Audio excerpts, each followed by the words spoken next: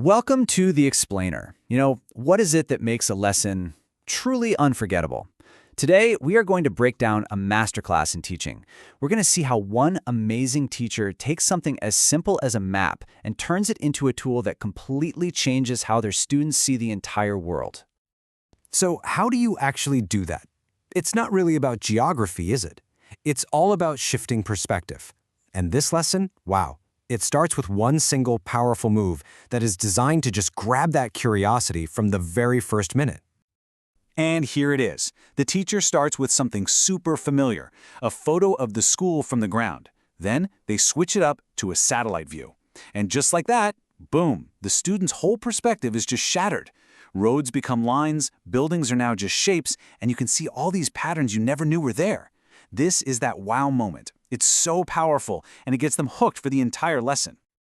Okay, so with that one little shift, the teacher does something brilliant. They give the students a brand new identity. They look at them and say, for the rest of this lesson, you are a cartographer. Now, this isn't just some vocabulary word, right? This is an invitation. They're not just students anymore. They are explorers, they're map makers, and they've got a mission. So now that the students are totally hooked and they're wearing their new cartographer hats, it's time to give them the tools of the trade. See, the world, through the eyes of a cartographer, is basically described in two key languages, or two kinds of maps. And understanding both is the first step to decoding our planet's stories. So those two main types of maps are topographic and satellite. A topographic map, well, it's basically a technical drawing. It uses lines and symbols and colors to show you the height and shape of the land. But a satellite image? That's just a straight-up photograph from space. You can think of it like this. One is an interpretation, and the other, well, that's reality. A real cartographer needs to be fluent in both. Okay, and this right here, this is a total pro move. Instead of just telling the students what to see, the teacher actually models how to see. This technique is called explicit modeling, and it is absolutely crucial because it makes the expert's thinking process visible. By just thinking out loud, the teacher turns these passive viewers into active, engaged analysts. It's brilliant. What a clever question to wrap up this first section. I mean, the answer is a piece of string, right? Of course it is.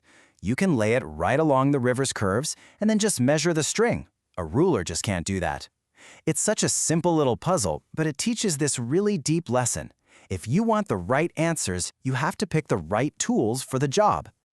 Right, so here's the thing. Maps are just packed with data. Elevation, distance, you name it. But raw data, like a big old list of numbers, it doesn't really tell a great story on its own. So the next step in this masterclass is teaching the students how to make that data actually speak. So to make this point really hit home, the lesson starts with a super simple list of mountain heights. Now, the numbers are totally accurate, but they're not exactly intuitive. Your brain actually has to work to read and compare each one just to figure out what's going on. And that's exactly the point. The teacher wants the students to feel that struggle for themselves. When you're looking at a list, your brain has to do all this extra work. There's no story here, not at a glance. This really gets at a core problem that, honestly, all scientists and communicators face. How do we make data easy to understand? And then, here's the solution. When you visualize that exact same data in a simple bar graph, the story becomes crystal clear, instantly. There's no work involved. You can see in like a fraction of a second that peak B just towers over the others. That is the power of data visualization. It's turning numbers into a story. So, all of this is building towards the next critical skill. Now that they can read maps and see the stories in data, students are ready for the really big one, building a scientific argument. And to do that, first they need the vocabulary, the language of the massive forces that shape our planet. Okay, first up, weathering. You can think of this as the breaking process. It's what turns big rocks into smaller rocks, creating that raw material we call sediment. It's literally the constant wear and tear on our planet's surface, day in and day out. All right, next up is erosion. So if weathering is the breaking, erosion is the taking. This is the process that actually moves all those tiny bits of rock and soil from one spot to another. A river carving out a canyon, that's a perfect example of erosion in action. And finally, we get to the big one, the biggest force of all, plate tectonics.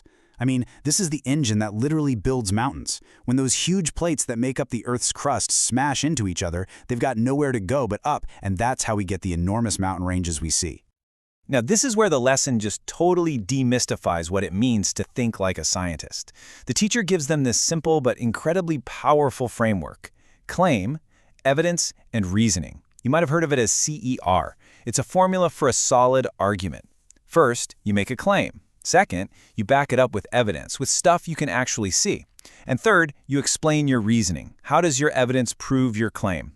And then, guess what? Just like before, the teacher models it. They make a claim. These mountains were formed by plate tectonics. Then they give the evidence from the picture.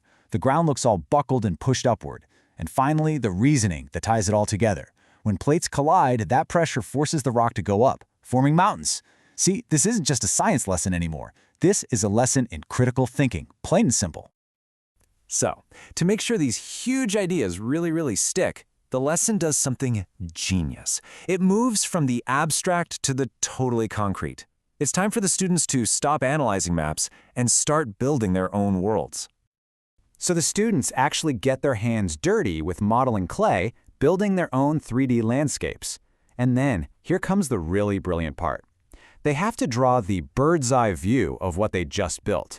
A tall mountain they just made with their hands becomes a simple circle on paper. This hands-on activity is just so effective because it forces them to translate a 3D reality into a 2D map, really locking in what it means to be a cartographer. And all of this brings us to the final, and honestly, the most important goal of this whole lesson. See, the real goal was never just about maps or erosion. It was about fundamentally changing how these students see and think about their world.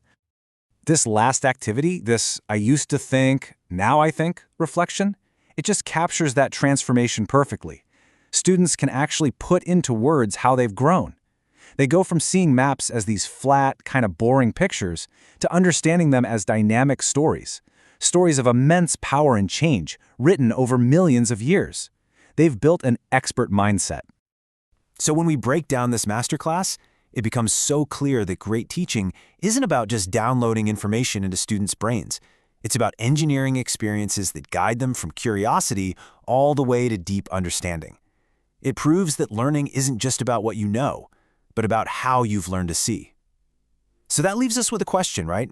What part of your world, what are you looking at every single day that might reveal a whole new story if you just tried looking at it from a different angle?